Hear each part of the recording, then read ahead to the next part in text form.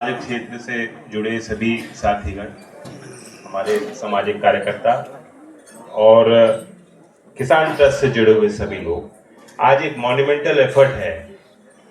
पर्दे के पीछे बहुत एक्सरसाइज हुई है, एक जूरी बैठी है और कैसे अवार्ड किसको देना है उसके चयन की प्रक्रिया फॉलो हुई। बहुत लोगों ने आगे आकर नाम सुझाए और बहुत बारीकी में जाके अध्ययन विचार करके परामर्श करके कुछ अच्छे नाम तय किए हैं। मैं सभी अवॉर्डीज को अपने तरफ से एक शुभकामना देना चाहता हूं। ये उनके जीवन की एक कड़ी है और मैं सबको बताना चाहता हूं कि जब आप सफल लोगों को देखते हैं, जैसे आज के हमारे अवॉर्डीज आपके सामने आए, उन्होंने कम समय में अपनी बात कुछ रख पाए।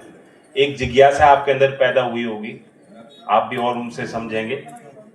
और परख को छोड़ करके मुझे लगता है चारों जो नाम है वो कृषि क्षेत्र से या किसानी खेती के लिए हैं।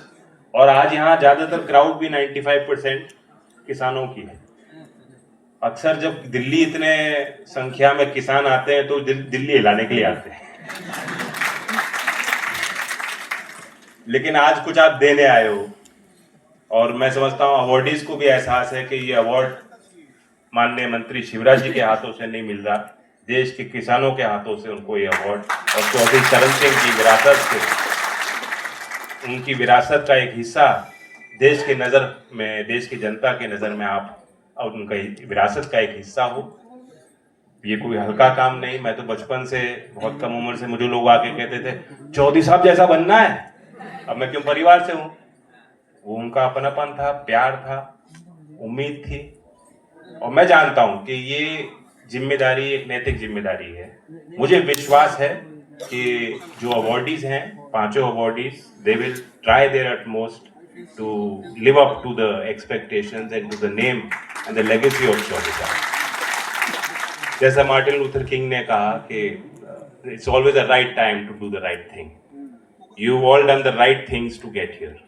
एंड वो क्या खूबी होती है, क्या विशेषताएं होती हैं, क्या गुण होते हैं जो सफल लोग होते हैं, उसकी बात मैं कहना चाहता हूं।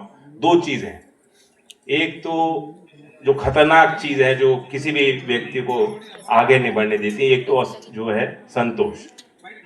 संतोष नहीं होना चाहिए।